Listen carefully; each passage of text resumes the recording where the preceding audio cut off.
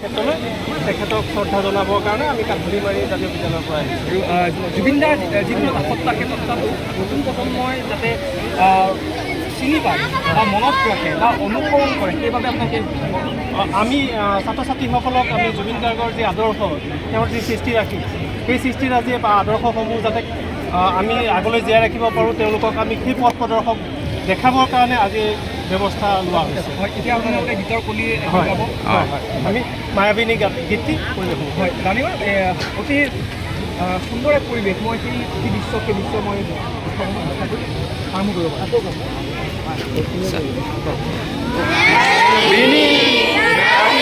বুকুত